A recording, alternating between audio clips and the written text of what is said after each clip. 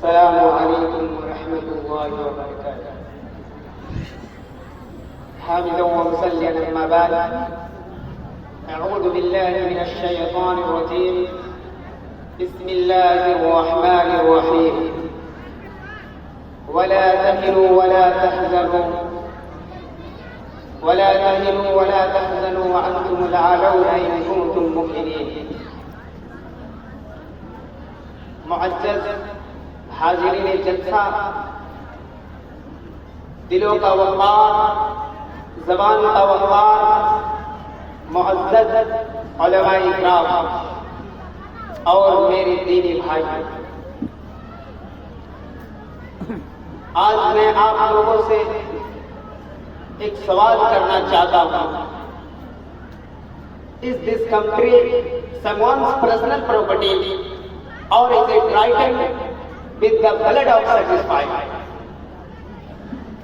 آج اگر تاریخ بول سکتی تو پوری طاقت کے ساتھ گواہی دیتی، پوری طاقت کے ساتھ اعلان کرتی کہ یہ ہندوستان، یہ دیش کسی ایک مذہب کا نہیں ہے، کسی ایک قوم کا نہیں ہے، کسی ایک پارٹی کی جاگیر نہیں ہے، بلکہ یہ دیش ان لاکھوں قربانیوں کی امانت ہے جو مختلف قوموں نے، مختلف زبانوں نے اور مختلف عقیدے کے لوگوں نے مل کر دیا ہے.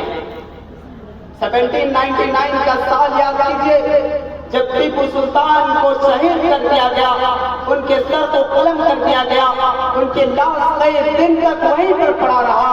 ایک انگریز جنرل ان کے لاش پر کھڑا ہو کر کہتا ہے what a loss we have killed the tiger of India. یعنی دشمن میں مان چکا تھا کہ ہم نے ہندوستان کے شیر کو قتل کیا ہے. میرے بھائیوں، ٹیپو سلطان نے اپنی جان نہ حکومت کے لیے دی تھی، نہ اپنے ذاتی اقتدار کے لیے دی تھی، بلکہ جان صرف اس لیے دی تھی کہ وہ ہندوستان کے، بلکہ وہ غلامی کو قبول کرنے کے لیے تیار نہیں تھا.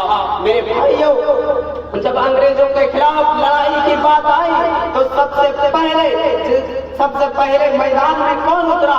وہی جس کے سینے میں کلمہ شہادت تھا، جس کے سر پر ٹوپی تھی، جس کے زبان پر اللہ کا نام تھا. میرے بھائیوں، یہ ایک تاریخی حقیقت ہے، یہ کوئی جذباتی نعرہ نہیں ہے.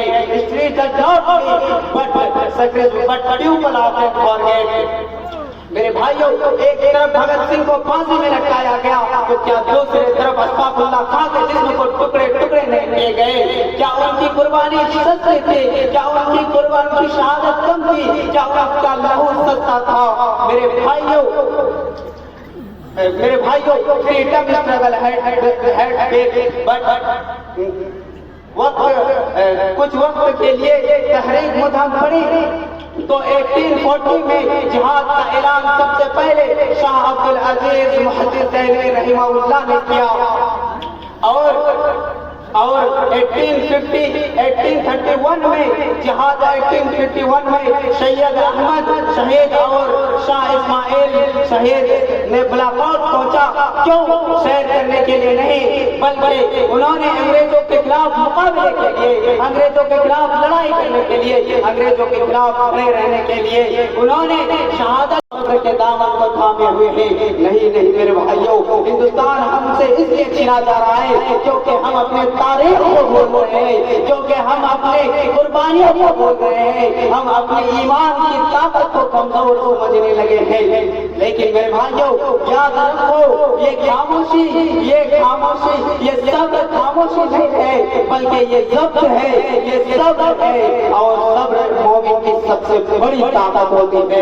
میرے بھائیوں، آج اگر ہمیں ڈرایا جا رہا ہے، ہمیں دھمکایا جا رہا ہے، ہمیں مایوس کیا جا رہا ہے، ہم سے کہا جا رہا ہے کہ تم ہار گئے ہو، تو میرے بھائیوں، قرآن مجید آج بھی ہمیں وہ کہتا ہے جو بدر کے میدان میں صحابہ کرام نے کہا تھا وَلَا تَهِنُوا ولا تحزنوا وانتم الاعلون ان کنتم مؤمنین. نہ تمہیں کوئی ڈرا سکتا ہے، نہ تمہیں کوئی دھمکا سکتا ہے، نہ تمہیں کوئی مایوس کر سکتا ہے. تم ہی سربلند رہو گے، تم ہی ہر جگہ جیتو گے، تم ہی ہر مقام پر بلند فائز ہوگے، لیکن اس کے لیے شرط ہے. اور وہ شرط کیا ہے؟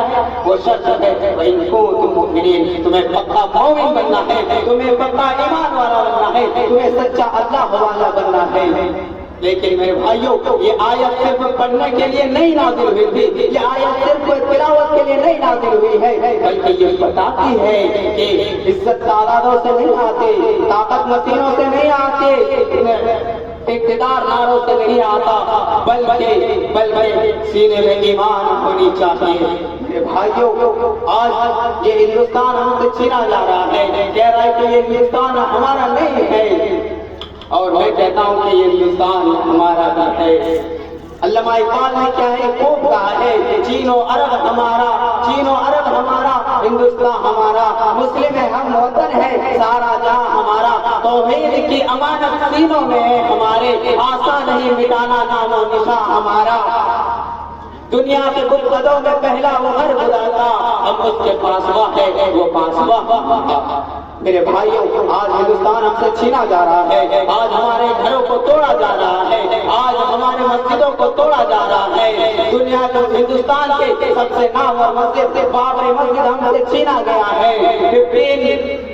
15.82 سے 15.28 سے لے کر 1949 تک اس مسجد میں آزاد کی گئی، 450 سال تک اس میں نماز پڑھائی گئی. لیکن مسلمانوں کی ایمان کمزور ہونے لگے، مسلمان خود آپس میں لڑنے لگے، جس کی وجہ سے انگریزوں نے ڈیوائڈ اینڈ رول کی سیاست شروع کی اور اس مسجد کو ہمیشہ کے لیے بند کر دیا.